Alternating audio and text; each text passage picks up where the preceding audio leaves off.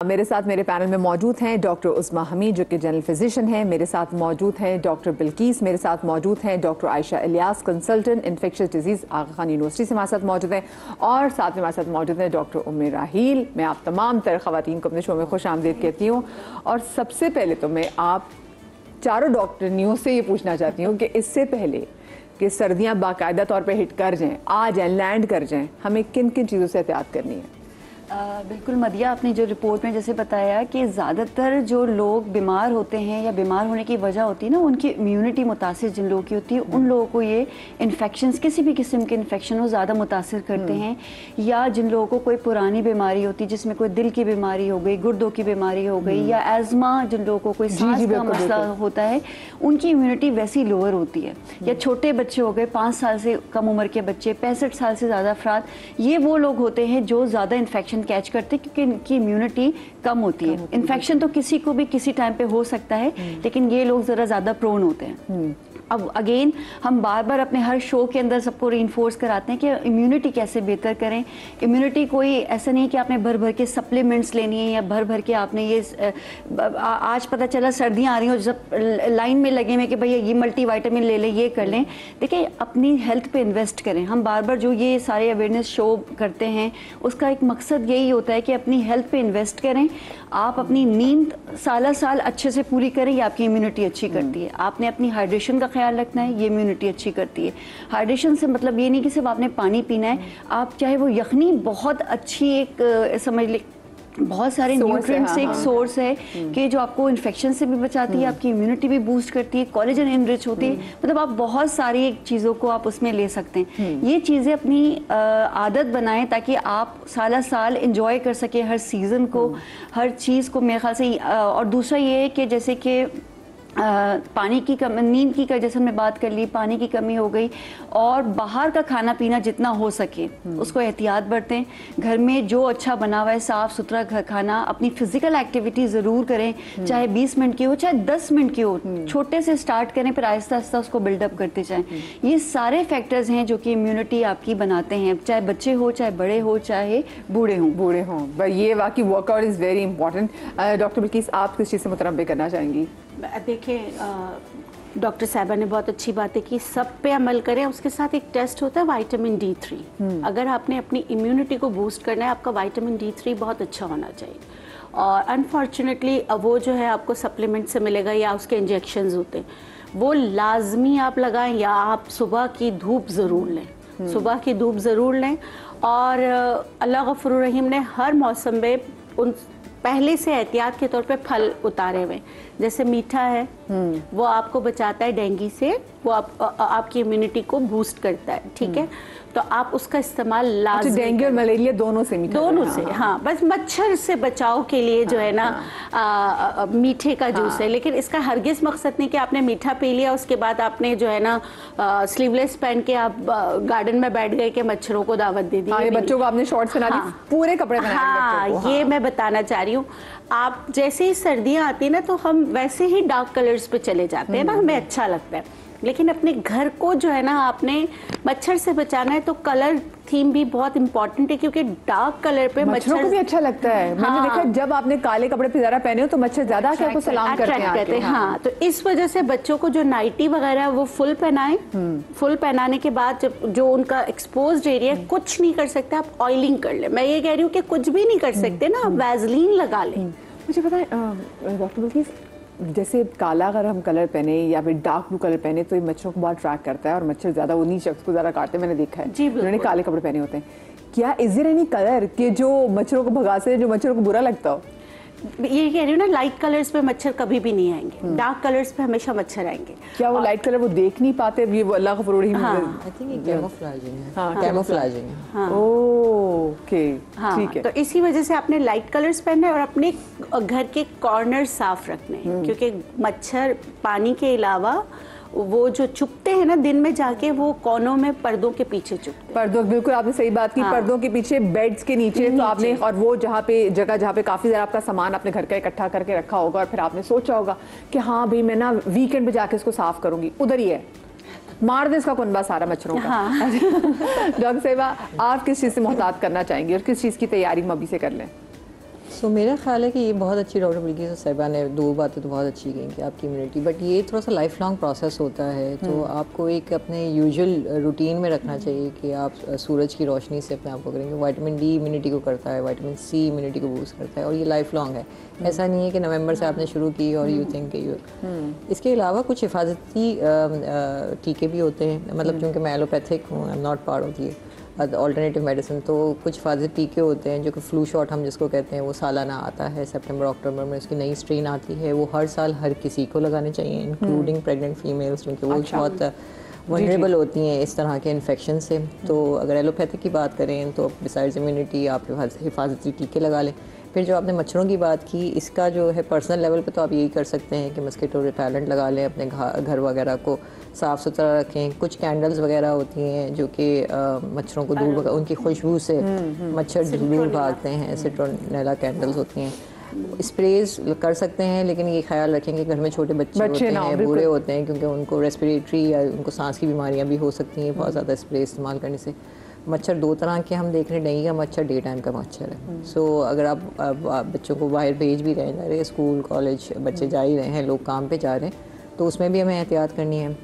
Surrounding में पानी ना खड़ा रहने दें, चाहे आपकी बाल्टी हो, बर्तन हो, घर के अतराफ में हो, कोशिश करें कि इसकी सफाई करें। बाकी मच्छर से आप ऐसे नहीं बच सकते, क्योंकि हम एक ऐसे मेट्रोपॉलिटन शहर में रहते हैं जहाँ उसके अपने इश्यूज़ हैं, पानी जगह जगह ख़राब है। आप अपने अतराफ़ को बचा सकते हैं, that's what you can do the most. और या दैट्स मोस्टली इट। अच्छा, मैं एक बात ऐड करना चाहूँगी, मुल्क भी आपका है। हम क्या करते हैं कि घर से पानी फेंकते हैं और बाहर पानी भले है, कोई मसला नहीं, बस आपका घर साफ हो गया। प्लीज़ ये ना करें, क्योंकि डॉक्टर साहबा कह रही हैं, और सच में जहाँ पानी होगा वहाँ मच्छर की अफजाइश वहाँ पे होगी। तो प्लीज़ आप गली मोहल्लों को भी अपना ही समझे, वो भी आपके ही हैं, तो उनकी भी सफाई करें आप, जैसे आप अपने घर की सफाई करते हैं। क्योंकि बहुत सारे जगह मैं देखती हूँ कि औरतें घर साफ कर लेती हैं, पानी भले बाहर खड़ा है, फिर कोई लड़ाई भी हो रही थी, उनको कोई बॉदर नहीं करती, दरवाज़ा बंद कर लेती है। एक और काम भी करती है, कचरा भी घर के पाए ही खड़ा कर देती है। हाँ, ये चीज़ें तो हमें ही नुकसान दे रही हैं। बिल्कुल बिल्कुल सही बात है, कचरे पे भी बहुत मच्छर आते हैं। उम्मीद आप किस चीज़ से मुतरब्बे करना चाहेंगी? लेकिन सब ने सब चीज़ें बता दी हैं। आप पहली चीज़, जैसे दिन के टाइम में अपने मच्छर से बचना है, पानी का एहतियात करनी है। हमारे कराची में बहुत सारी जगहों में पानी आता ही नहीं है, लोग पानी स्टोर करते हैं, बाल्टियाँ भर टैंकर। हमारे यहाँ तो टैंकर सिस्टम है। तो अच्छा, टैंकर डलवा लेते हैं। अब टैंकर भी इतना महंगा है, आपने देखा होगा जिन घरों में पानी टाइम पे आता है तो वो जमा करके रख रहे होते हैं, उसका उन्होंने ख़ास ख्याल रखने का, उसको कवर करके रखें।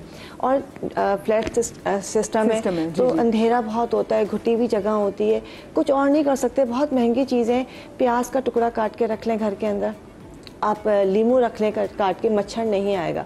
तुलसी का एक पौधा दरवाजे पे रख लेंगे तो वहाँ से भी मच्छर नहीं गुजरता है।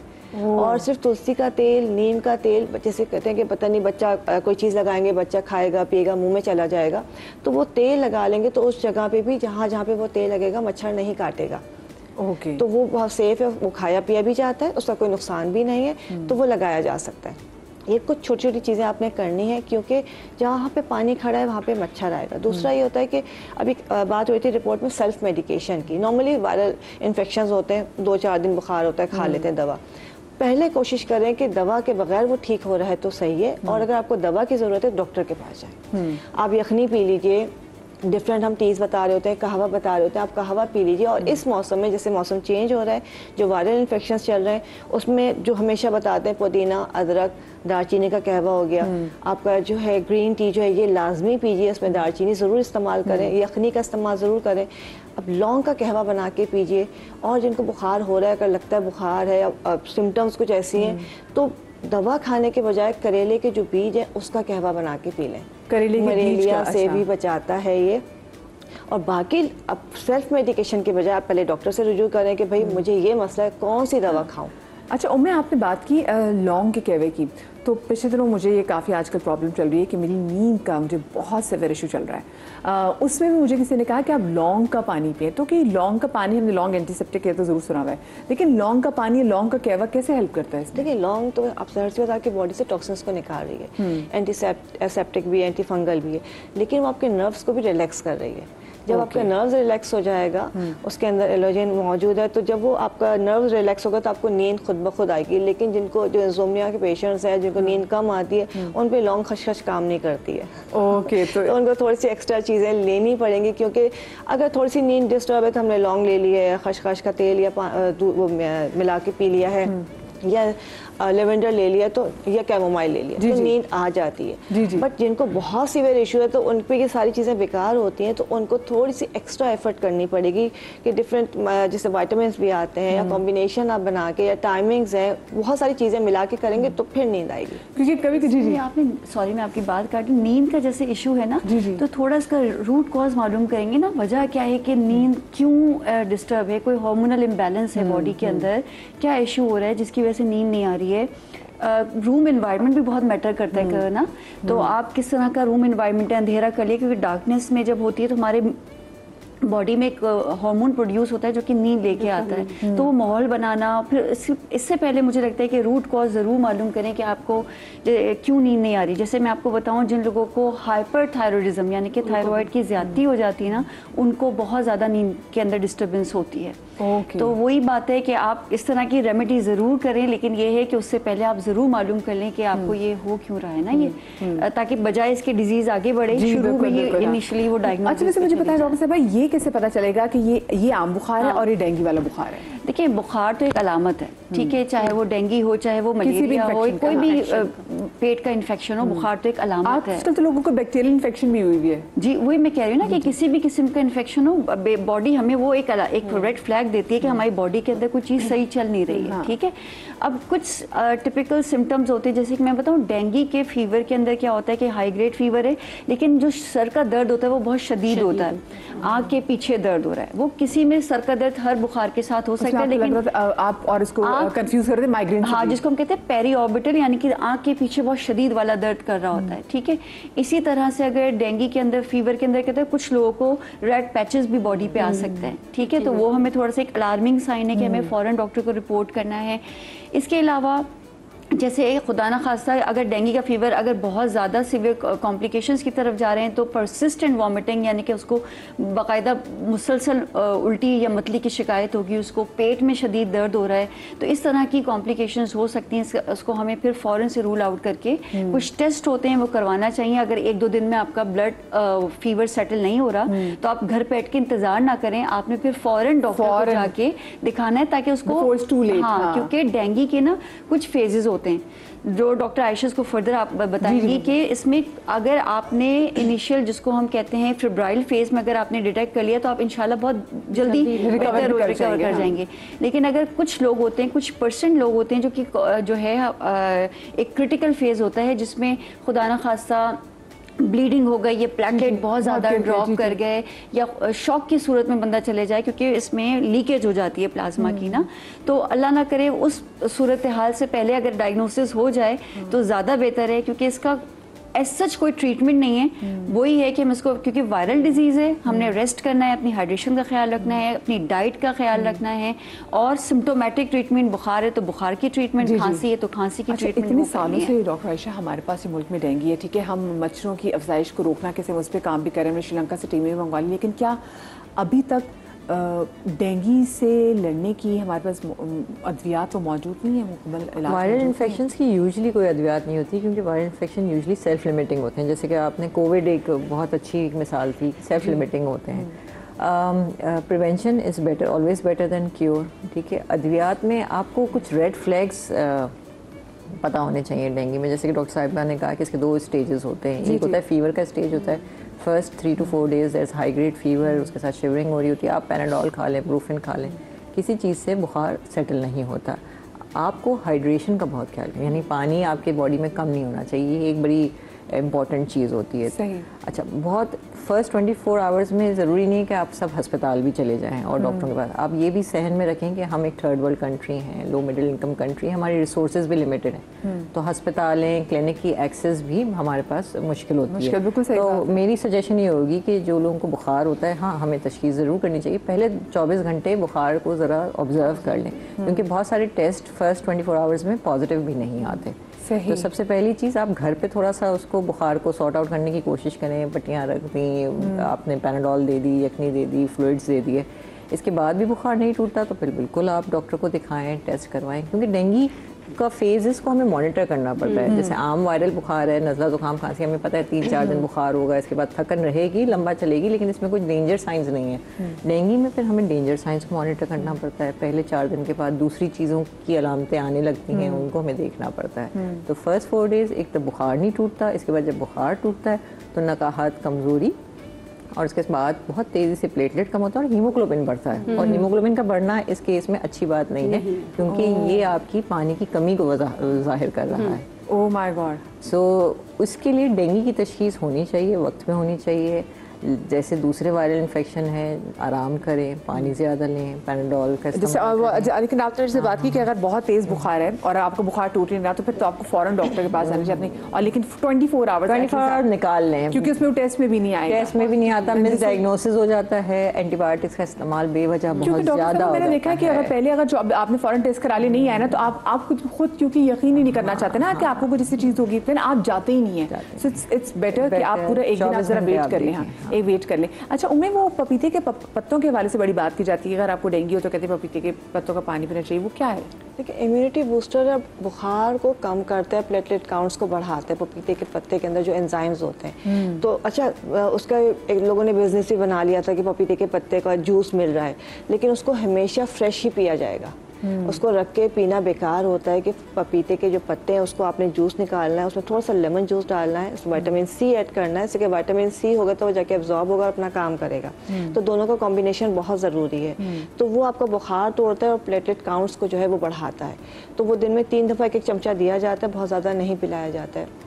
तो उससे बुखार की हिद्दत भी कम हो जाती है और प्लेटलेट काउंट्स जो है ना वो बेहतर होना शुरू हो जाते हैं। अब पपीते के पत्ते तो खैर पुराने हो गए, साथ साथ बहुत सारी चीज़ें रिसर्च के बाद और भी सामने आई हैं। बहुत सारी चीज़ें हम इस्तेमाल कर सकते हैं जो कि बुखार को कम करेंगी और प्लेटलेट काउंट्स को जो है बढ़ा देंगी। चले हम जरा किचन काउंटर की तरफ भी जाएंगे फिर डॉक्टर। अच्छा, मैं कुछ कहना चाहूँगी। नीम भी बहुत अच्छा होता है। नीम के 2 नई कोंपले जो है काली मिर्च के साथ खाने से बहुत फ़र्क पड़ता है। और पपीते में पेप्सिन होता है जो आपके दर्द की शिद्दत को कम करता है। तो इस वजह से पपीते के पत्ते जो प्लेटलेट्स को भी बढ़ाता है। और उसको मतलब कि मैंने सही कहा कि इसको जो है ना फ्रेश जूस निकालना चाहिए। और इसके स्टील के बर्तन में इसको आपने ग्राइंड नहीं करना। आप ग्राइंड करोगे तो वो सही नहीं होगा। और पपीते के छोटे पत्ते आपके काम नहीं आएंगे। जो थोड़ी सी एज उन जिनकी हो गई होगी, एक बड़ा सा पत्ता ले लें और जो स्टील का पतीला लेके उसमें डाल दें और उसको क्रश कर लें और बस 1-1, 2-2 चम्मच वो पिलाते रहे पूरा थ्रू आउट द डे, क्योंकि पिलाना है। लेकिन नीम भी बहुत अच्छा है कि नीम के 2 कोंपले के साथ काली मिर्च खिला दें। अल्लाह के हुक्म से जो दर्द है ना वो उसमें भी कंट्रोल हो जाएगा और बुखार भी उतर नीम की जाएगा। हरी गोलियां दी जाती थी पहले कि ताकि मलेरिया से बचाव के लिए। मुझे एक छोटी सी ब्रेक लेनी, ब्रेक के बाद हाजिर होते हैं।